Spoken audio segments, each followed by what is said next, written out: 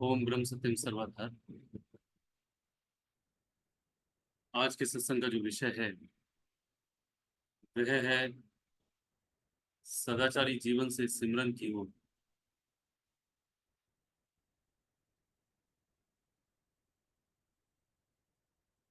सदगुरुदेव महात्मा मंगत राम जी महाराज ने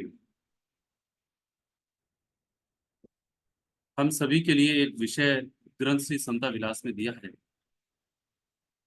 जो विषय का नाम है सदाचार और नाम सिमरन का निर्णय। इसमें केवल एक ही वचन है। अन्य सभी सत्पुरुषों ने सदाचारी जीवन पर बहुत जोर दिया है। अधिकतर क्या होता है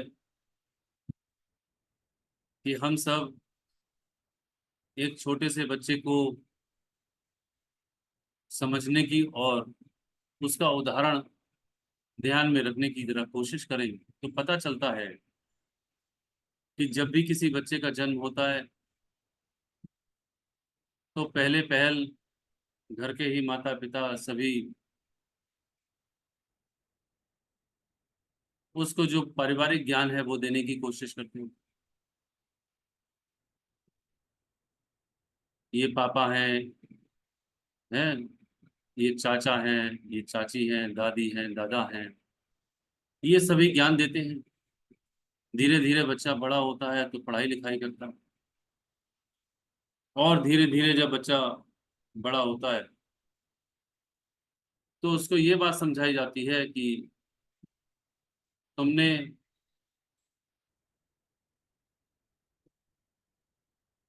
मेहनत से पढ़ाई करनी। जितनी ज्यादा मेहनत पढ़ाई में कर लोगे उतने ही अच्छी सर्विस या अच्छा बिजनेस कर लो।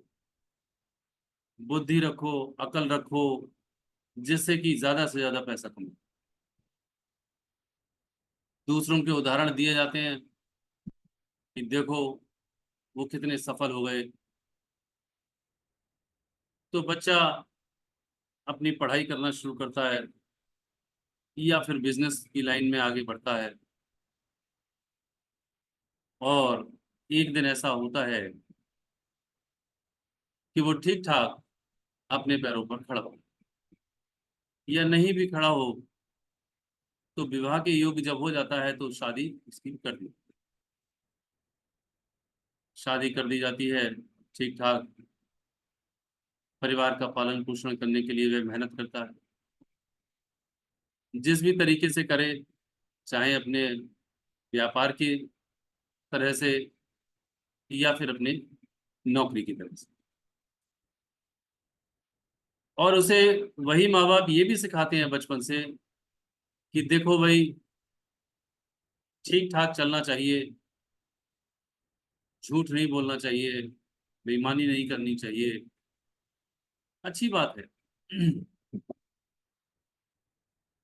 तो वो जो जीवन इस प्रकार का वह व्यतीत करता है तो वह समझता है कि यही एक सदाचारी जीवन है, यही मेरा अच्छा जीवन है। इस जीवन को ही वह संतोष करके, वह संतुष्ट होकर के आगे तक की यात्रा को तय करना शुरू कर। लेकिन सौभाग्य यदि उस मनुष्य का ये हो कि गुरु मिल जाए, वह भी पूर्ण ऋषि या फिर पूर्ण ऋषि जो हुए हैं उन पर उसका विश्वास आ जाए। विश्वास आने का मतलब है जैसे गुरु कबीर पर विश्वास आए या गुरु नानक पर विश्वास आए, महात्मा मंगत राम जी महाराज पर विश्वास आए, कृष्ण पर विश्वास आए। विश्वास आने का मतलब है कि फिर वो उन ग्रंथों को पढ़ता है और यदि पढ़ने का समय ना हो तो वह सुनने की कोशिश करता है, लेकिन वास्तविक ज्ञान को प्राप्त करता है। तो आज हम सभी के लिए एक मौका और है। जैसा कि प्रतिदिन हम लोग दैनिक संध्या काल में सत्संग श्रवण करते हैं, तो हम सब आज सुने कि सत्पुरुष हमारे लिए सदाचारी जीवन किस प्रकार कह रहे हैं, और ऐसा जीवन जीते हुए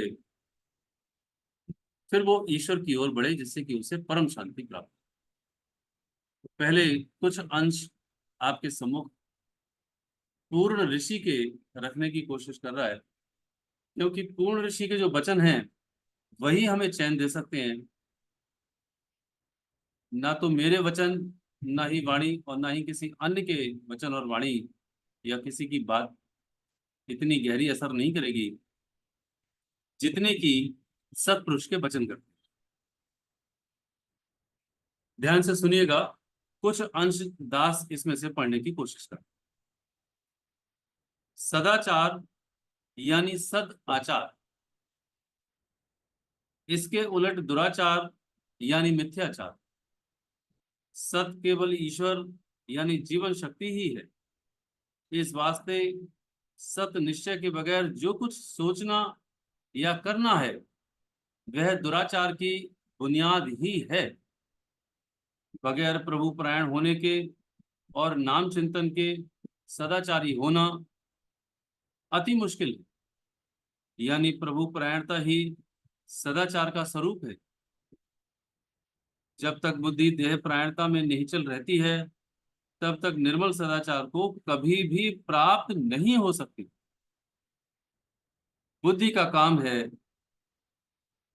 जैसा निश्चय करती है ऐसी ही आगे सृष्टि कायम करती है।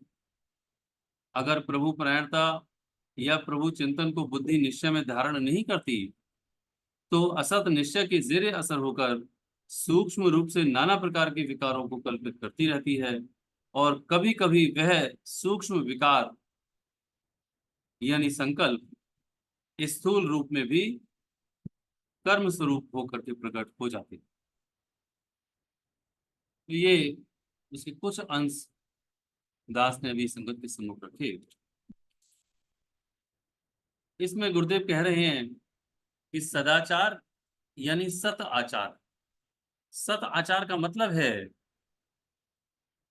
ईश्वर के अतिरिक्त जो कुछ भी सोचना है, जो कुछ भी करना है, वह दुराचार की बुनियाद ही बुनियाद है, यानी पाप ही पाप है।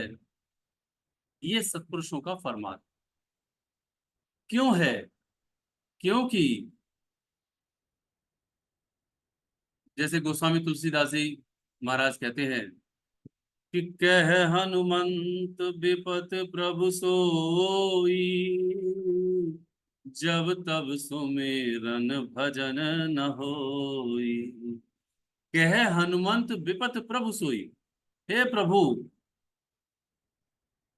विपत्ति ही विपत्ति है तब जब तब सुमिरन भजन ना होई। जब जब सुमिरन और भजन नहीं होता भगवान का, तब तब जीव के ऊपर विपत्ति ही विपत्ति रहती है, संकट ही संकट रहता है। ये एक फाइनल डिसीजन गोस्वामी तुलसीदास जी भी वहां कह रहे हैं। अब जरा सोचने की बात है, जो सदाचारी नियम में यहां पर वो गुरुदेव जो वर्तमान काल के योगीराज महात्मा मंगत राम जी महाराज कह रहे हैं, संत कबीर भी, संत गोस्वामी तुलसीदास जी भी यही कह रहे हैं। तो बात तो एक ही है, और सीधी सी बात है कि ये जीवन हमारे लिए प्रभु को प्राप्त करने की खातिर मिला है। उस उन्हीं के प्राप्त करने के वास्ते हमारे लिए ये चोला दिया है उसने। तो हम भगवान का भजन करने के अतिरिक्त यदि कोई और भी अन्य कार्य करेंगे तो वो पाप होगा या पुण्य होगा, जरा विचार करने की बात।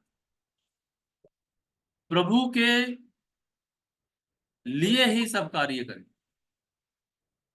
यानी कि ईश्वर की, महाराज जी ने कहा ना कि ईश्वर यानी जीवन शक्ति के बगैर जो कुछ भी सोचना है या करना है वह दुराचार की बुनियाद है। आगे क्या कहते हैं कि प्रभु परायणता को छोड़कर वैसे सदाचार का जो ढोल पीटते हैं उन अनजानों को अभी सदाचार का पता ही नहीं है।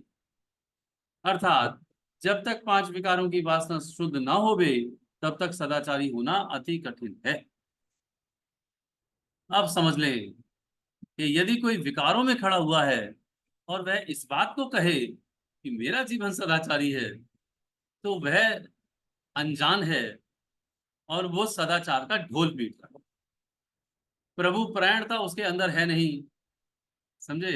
विकारों में वह खड़ा हुआ है और वो कहता ये है कि मेरा जीवन बड़ा अच्छा चल, ज्यादा से ज्यादा पैसे कमा रहा है, ज्यादा से ज्यादा अपने उन विकारों को बढ़ाने का यत्न कर रहा है, चाहे वो इंद्रियों के भोग हो, चाहे वो कोई अन्य माध्यम से उसका नाम पैदा हो रहा है। इसका सीधा सा अर्थ है कि वह सही मायने में अपने विकारों को बढ़ा रहा है, लेकिन ये बात उसको समझ में नहीं आ रही।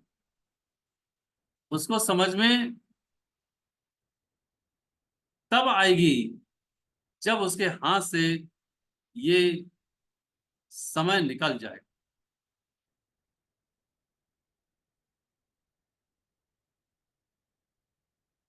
लेकिन अब पछताए होत का जब चिड़िया चुग गई खेत। अपने अपने वक्त को विचार करके देखें कि हमारा कितना वक्त व्यतीत हो गया और कितना वक्त बचा हुआ है। तो गुरुदेव क्या कहते हैं? गुरुदेव कह रहे हैं कि जो विकार हैं उन विकारों को कम करने का यत्न करें, उन विकारों को मर्यादा में लेकर के आने का यत्न करें। जो इंद्रियां हैं उन इंद्रियों से भोग कम से कम करें, जिससे कि तुम्हारा जो जीवन है वो सत आचार में आ जाए। आज मेरा हाल इस तरह से बुरा हो गया है कि मैं न जाने कितने विचारों में डूबता रहता हूं। एक व्यक्ति यदि 10 साल से सत्संग सुन रहा है या 20 साल से सत्संग सुन रहा है या मंदिर जा रहा है, गुरुद्वारे जा रहा है, मस्जिद जा रहा है, चाहे कहीं पर भी जा रहा है, तो उसे ये तो बात पता है कि हाँ इतने वर्षों से मैं वहां जा रहा हूं। लेकिन क्या उसको इस बात का आकलन है कि मेरे विकार कितने कम हुए,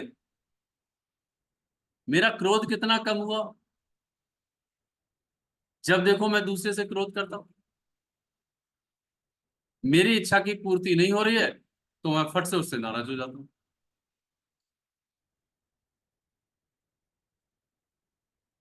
मेरा इस संसार से कितना मोह है, मैं बना रहूं, मेरी देह बनी रहे, मेरा संसार बना रहे, मेरे बच्चे अच्छे अच्छे पदों पर जाएं, पैसे इकट्ठा करें। मतलब क्या कि वह यतन प्रयत्न में ही लगा रहता है कि किस प्रकार से मैं सुखी हो जाऊं और मेरे अपने सुखी हो। तो प्रभु परायणता है या ये देह परायणता है? प्रभु परायणता का तो सीधा सा अर्थ है कि जिसने भी जन्म लिया है उसका एक बंडल मिल गया है प्रारब्ध का, बचपन से लेकर के मृत्यु तक वह जो भी सुख भोगेगा, जो भी दुख भोगेगा, वह अपने ही किए हुए पूर्व जन्मों के कर्मफल ही के ही अधीन होंगे। तो इसमें मेरा संशय कहाँ है बनब? जब इसमें संशय है इसीलिए तो मैं सुख को स्थिर करना चाहता हूं और दुख को दूर करना चाहता हूं।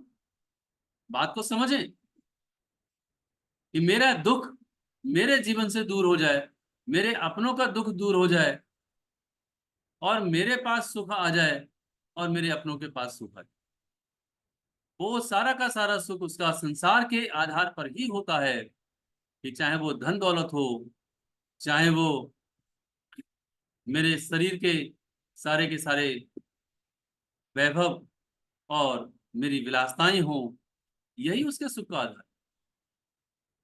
और वो इस सुख के आधार पर जीवन को व्यतीत करता हुआ ऐसे ही लगातार अपने बच्चों का भी मार्गदर्शन करता रहता है। तो सदाचारी जीवन को जरा विचार करें कि किस तरह से उन्होंने कहा।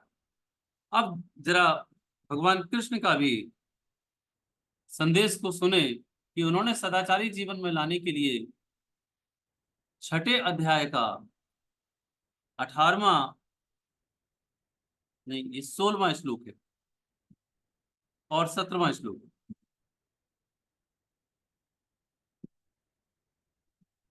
भगवान कृष्ण कहते हैं, युक्त आहार विहारस्य युक्त चेष्टस्य कर्मसु युक्त सुप्रभाव बोधस्य योगो भवति दुःखः। अर्थात हे अर्जुन, दुखों का नाश करने वाला ये योग, यथा योग्य खाने वालों का, यथा योग्य आहार विहार करने वाले का, कर्मों में यथा योग्य चेष्टा करने वाले का, यथा योग्य सोने और जागने वाले का ही सिद्ध होता है। तो मर्यादा कायम की है कि आप यथा योग्य आहार व्यवहार करें, यथा योग्य आप कर्मों की चेष्टा करें, यथा योग्य सोने और जागने का कार्य करें। ऐसा नहीं है कि जब सो रहे हैं तो सो ही रहे हैं, आज संडे है तो लेट उठेंगे और अपने बच्चों को भी मार्गदर्शन करेंगे, बोले आज संडे। बच्चा भी कहता है एक दिन तो सो जाने दीजिए, वो कहते हैं ठीक है। और गुरु ने अपने शिष्यों के लिए कभी भी ढीला नहीं छोड़ा, ये ध्यान रखो, कभी भी ढीला नहीं छोड़ा। भगत बनारसी दास जी को कभी ढीला नहीं छोड़ा, और यहां तक कि कहा भगत बनारसी दास जी के लिए, जब कश्मीर के सरूपा जंगलों से जब वापस आ रहे थे तो महाराज जी पीछे मुड़ मुड़ के देख रहे थे। उन्हें वो जो सुहावना दृश्य था वो कितना आकर्षित कर रहा था। गुरु उनकी बात को समझ गए, उनके हृदय के, वो तो स्वामी है, वो तो परमेश्वर है। वो कहते हैं, प्रेमी ज्यादा मुड़ मुड़ के ना देखो, पता नहीं किस समय में यहां तुम्हें आना पड़ जाए, इसलिए ढीला छोड़ने की जरूरत नहीं है। अपनी पूरी कोशिश से सत मार्ग पर हमें चलना है, ईश्वर के भरोसे रहना है, और यही मार्गदर्शन अपनों को देना है। यह है सदाचारी जीवन, और यह है सदाचारी जीवन की का मार्गदर्शन। ऐसा नहीं है कि हम भी ढीले हो जाए, समझे, अपनों को और अपने बच्चों को सबको ढीला ढीला छोड़। तो इसके उलट ये 16वां श्लोक है भगवान कृष्ण का, वो भी सुन ले कि भगवान कृष्ण क्या मार्गदर्शन कर रहे हैं सदाचारी जीवन में। कि ना अत्यश्रुता श्रुस्तु योगो अस्ति न च एकांतम न श्रुतः न च अति सुप्रभाव शीलस्य जागतो न स्व च अर्जुन। अर्थात हे अर्जुन, ये योग ना तो बहुत खाने वाले का, ना बिल्कुल ना खाने वाले का, ना बहुत सोने वाले का, और ना ही सदा जागने वाले का ही सिद्ध होता है। यानी कि ऐसा भी नहीं है कि तुमने बहुत ज्यादा खा लिया या कम खाया, बिल्कुल नहीं खाया, ज्यादा सो गए या बहुत कम सो गए, ऐसा नहीं है। इसीलिए ये बात आती है युक्त आहार विहार से युक्त चेष्टा से कर्मसु। अर्थात मर्यादा में, यथा योग्य आपको सोना है, आपको जागना है, आपको आहार व्यवहार करना है, आपने मर्यादा कायम करनी है। इसीलिए महाराज जी की देखो यही वाणी महाराज जी ने भी दी है, मर्यादा का करे खान पान, चाहे घर में भरे अंबार, दोनों हाथ उलीचिए जब घर में बाढ़े दाम। वाणी साफ निर्णय कर रही है कि आपके घर में यदि भंडार भरे हुए हैं तो आपने मर्यादा में ही खाने। आपके पास धन दौलत ज्यादा है, इसका मतलब ये नहीं कि पड़े पड़े सोते रहो और दूसरों को भी सुलाते रहो। आपने मर्यादा में अपने जीवन को व्यतीत करना है, ये बात, ये मार्गदर्शन। इसीलिए गुरुदेव हम सभी का मार्गदर्शन कर रहे हैं कि वक्त की पाबंदी, किस तरह से छोटे छोटे नियमों का पालन करें सदाचारी जीवन में, ताकि हम सभी जीवन में भी मर्यादित हो जाएं और हमारा जो उद्देश्य है ईश्वर की प्राप्ति का वह भी हो जाए।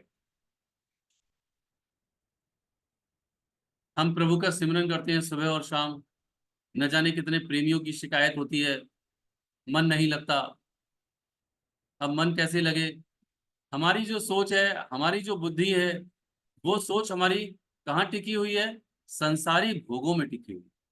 इसीलिए एक वचन, इसी में ही ये वचन जो है महाराज जी ने कहा कि इसके पीछे क्या सूत्र है, कि जो बुद्धि है उसका काम निश्चय करना है, और जैसी सृष्टि कायम करती है वैसा ही वह निर्णय करती है।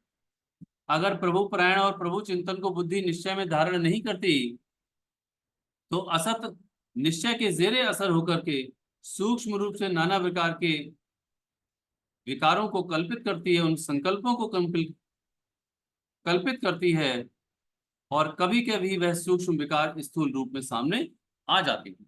इसका अर्थ है कि यदि मेरा निश्चय ईश्वर का नहीं होगा तो मेरा निश्चय संसार का ही तो होगा। अब जब संसार का होगा तो संसार के सारे संकल्प विकल्प मैं सोचता रहूंगा, विषय पे विचार करता रहूंगा, उनका विचार आएगा तो कभी ना कभी वो मेरे कर्मों में भी परिणित हो जाएगा। ये सोच आती है ना। अब मेरा घर ऐसा बना हुआ है, बहुत अच्छा बना हुआ है, लेकिन जब वो चार और अपने दोस्तों के घर में या अपने नाते रिश्तेदारों के घर में जाता है, वो देखता है अरे इनका तो और आलीशान है, और अच्छा है, या आलीशान ज्यादा नहीं है तो ये चीज ऐसे कलर की है, मेरे पास ऐसे कलर की नहीं है। ना जाने कितनी वैरायटी का वो अपने मकानात के लिए, अपने लिबास के लिए, अपने खान पान के लिए, हर वैरायटी के मामले में वो इसकी ओर आगे बढ़ जाता है। और यही कारण है संसार में वह बढ़ा तो वह समझ लीजिए कि दलदल की ओर बढ़ चला। ये वो संसार दलदल है जो संपूर्ण रूप से संपूर्ण सत्पुरुषों ने दुखालय का नाम दिया। इसलिए अपने ऊपर जिम्मेवारी ओढ़ने की जरूरत नहीं है, जिम्मेवारी सौंपने की जरूरत है दूसरों को। वक्त रहते सौंप दीजिए। तो धीरे धीरे छोटे छोटे काम करिए, वक्त में पाबंदी लेकर के आइए। सत्संग में मर्यादा कायम करिए, कोशिश करिए 6 बजे हाजिर हो। जहां पर भी वार्षिक सम्मेलन या अपने लोकल सत्संग हो रहे हैं, वहां पर जो समय दिया हुआ है उससे समय से 5 मिनट पहले। दूसरी बात, वो कहते हैं कि इंद्रियों को इतने भोग मत दो जिससे कि इंद्रियां तड़पने लगे, तरसने लगे। तो इसमें गौतम बुद्ध की आनंद के लिए मार्गदर्शन जो था, आनंद उनके शिष्य थे, आनंद ने इस बात को पूछा कि इंद्रियां तरसती हैं, मन लालायित रहता है। तो गौतम बुद्ध ने अपने शिष्य आनंद को मार्गदर्शन दिया, और कैसे दिया वो भी सुने। कहते हैं वीणा की तार इतने न कसो कि टूट जाए, वीणा की तार इतनी न कसो कि टूट जाए, और वीणा की तार इतनी भी ढीली न छोड़ो कि वीणा बेसुरी हो जाए। आप सभी ने वीणा, जो तानपुरा होता है, जिसको वीणा भी कहते हैं, वादन भी कहते हैं, उसमें से आवाज निकलती है, उसमें तार होते हैं पतले पतले। उन तारों को इतना मत कसो कि वे तार टूट जाए, यानी कि इंद्रियों को इतना मत तड़पाओ कि इंद्रियां ही टूट जाएं कि अरे अब तो कुछ मिलेगा ही नहीं, ऐसा है, वो तड़पने लगेंगी। लेकिन आसक्ति नहीं जाएगी उनमें से, तो एक ना एक दिन वो उठ जाएंगी और तुमसे, तुम्हारे आपे से बिखर करके वो उस भोग को प्राप्त करने का यत्न कर ही लेगी। तो वो कहते हैं इतना मत कसो, उसे मर्यादा में लेकर। और इधर ही कहते हैं कि वीणा के तार इतने ढीले भी मत छोड़ो। अब आप ढीले छोड़ दोगे, सब इंद्रियों को ढीला छोड़ दोगे, तब भी वो आराम से मौज करेंगी। जब लड्डू मिलेगा खाएंगी, जब पेड़ा मिलेगा खाएंगे, जब जहां कपड़े मिलेगा वहां पर लार टपक जाएगी कि ये तो कपड़ा मेरे पास नहीं। तो हर मामले में मर्यादा को कायम करने की कोशिश करें, लगातार कोशिश करें। ईश्वर पर विश्वास करें, पक्के इरादे के साथ सिमरन करें। अंत में दास एक छोटी सी घटना को सुना करके, जो सिमरन की ओर प्रेरित करती है। हम रोज सुबह और शाम सिमरन करते हैं, सिमरन करने के पक्के इरादे के साथ कोशिश करें, जिससे कि जीवन में मर्यादा लेकर के आए, परमात्मा के भरोसे रह करके, और सुबह और शाम पक्के इरादे से सिमरन करें। लेकिन सिमरन में प्रभु याद आप करते हैं, और पूरे दिन में याद करने की कोशिश करें, लेकिन याद आप करेंगे या याद आएगी, इन दोनों बातों में अंतर महसूस करने की कोशिश करें। हमें प्रभु याद आने लगे ऐसे कर्म करें, यह है सदाचारी जीवन। कि जिस प्रकार से एक लड़की की शादी जब होती है तो मायके से विदाई दी जाती है, यहाँ मातृशक्ति बहुत बैठी हुई। जब लड़की की विदाई की जाती है तो मैके से छूटती है, वो उसके माता पिता भाई बहन घर परिवार सब छूट जाते, ससुराल में जाती है। और जब ससुराल में जाती है तो भले ही चाहे ससुराल में उसके मैके से 10 गुने या 50 गुने ज्यादा सुख हो, लेकिन फिर भी उस लड़की को मैके में रहते हुए भी, सॉरी, ससुराल में रहते हुए भी मैके की याद आती है। हर पल याद आती है उसे। उसे अपने पिता की याद आती है, माँ की याद आती है, भाई बहनों की याद आती है, अपने घर की याद आती है, गली चौबारों की याद आती है, या फिर उसे याद करनी पड़ती है। जरा विचार करें, आप सब कहेंगे उसे याद आती है। ठीक उसी प्रकार से जिस प्रकार से उस स्त्री को अपने घर परिवार की, अपने कुटुंब की याद आती है, अपने मैके की, उसी प्रकार से हम सबको अपने निज घर की याद आनी चाहिए, अपने प्रभु याद आने चाहिए। सुबह शाम हम प्रभु का सिमरन करें, लेकिन दिन भर और जब सुबह और शाम हो तब हमें प्रभु की याद आने लगे। ये सच्चा सिमरन होगा। इसलिए कहते हैं उठत बैठत प्रणय को धारी, एक पलक न विसरे सतगुरु। सदाचारी जीवन को अपनाते हुए प्रभु का नाम सिमरन पक्के इरादे से करते रहें, ये हमारा अंतिम लक्ष्य हो जाए। ओम ब्रह्म सत्य सर्व।